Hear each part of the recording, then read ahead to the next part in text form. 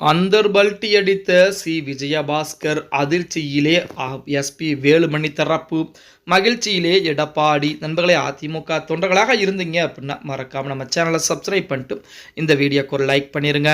அனைத்திந்திய அண்ணா திராவிட முன்னேற்ற கழகத்தின் சார்பாக இன்றைய தினம் காலையிலே மாவட்ட செயலாளர் கூட்டத்தை எடப்பாடி பழனிசாமி நடத்தியிருந்தார்.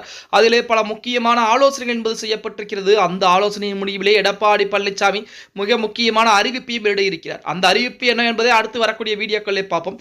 தற்போது அந்தர்பல்ட்டி அடித்திருக்கிறார் சி விஜயபாஸ்கர் என சொல்லி இணையதளங்களிலே செய்திகள் என்பது உலா வந்து கொண்டிருக்கிறது. அதாவது நமது விஜயபாஸ்கர் அவர்களை பொறுத்த வரைக்கும் விராலிமலை தொகுதியிலே அசைக்க முடியாத ஒரு நட்சத்திரமாகத்தான் இதுவரைக்கும் திகழ்ந்து கொண்டிருக்கிறார். அப்படிப்பட்ட நமது விஜயபாஸ்கர் பார்த்தீங்கன்னா தற்சமயம் எஸ்பி வேலுமணிக்கும் சி.வி. சண்முகத்திற்கும் ஆதரவாக செயல்பட்டுக் கொண்டிருக்கிறார். அதாவது தமிழக வெற்றி கழகத்திற்கு ஆதரவாக அந்த அணியிலே இருந்து கொண்டிருக்கிறார்.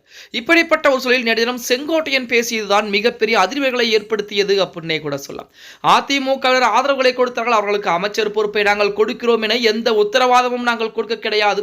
அதை தலைவர் விஜய் அவர்கள் பரிசீலனை செய்து கொண்டிருக்கிறார். இன்னும் காலதாமதம் என்பது ஆகும் என தற்சமயம் சொல்லியிருக்கிறாங்க.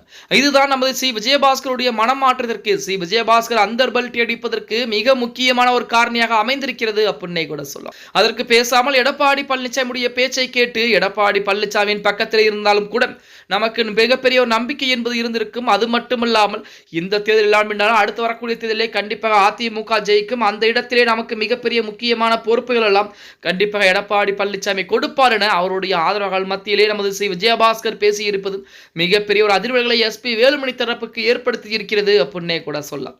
இப்போ செங்கோட்டையனை பொறுத்த வரைக்கும் அமைச்சர் பொறுப்பை வந்து அதிமுகவை சேர்ந்தவர்களுக்கு கொடுத்து விடுவார்கள். ஆனால் அதிமுகவை சேர்ந்தவர்களுக்கு அமைச்சர் பொறுப்பை கொடுத்து விட்டால் அது என்டிஏ கூட்டணியின் மூலமாக வெற்றி பெற்றது. அது மட்டுமில்லாமல் ஒரு சில முன்னாள் அமைச்சர்களின் மீது வழக்குகள் என்பது இருக்கிறது. அப்போ தூய சக்தி என்பது தீய சக்தியாக மாறிவிடுமோ அப்படிங்கிற யோசனையும் தற்சமயம் போய்கொண்டிருக்கிறது.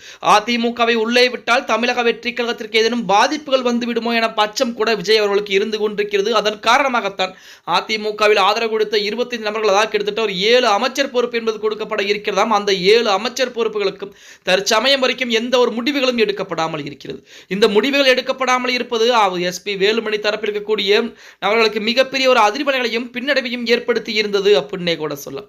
அதன் காரணமாகத்தான் இனிமேல் அதிமுக பிளவுபடக்கூடாது, அதிமுக ஒன்றாகத்தான் இருக்க வேண்டும், எடப்பாடி பழனிசாமியை தலைமை வைத்துக் கொள்ளட்டும், இனி வரக்கூடிய ஒரு தேர்தல் நாம் பொறுத்திருந்து பார்க்கலாம், இனி ஒரு தேர்தலிலே அதிமுக தோல்வி செய்தால் எடப்பாடி பழனிசாமியை பதவி விலகச் சொல்லலாம் என தற்சமயம் பார்த்தீங்கன்னா நமது சி விஜயபாஸ்கர் முடிவு செய்திருப்பதாக இணையதளங்களிலே செய்திகள் என்பது உலா வந்து கொண்டிருக்கிறது.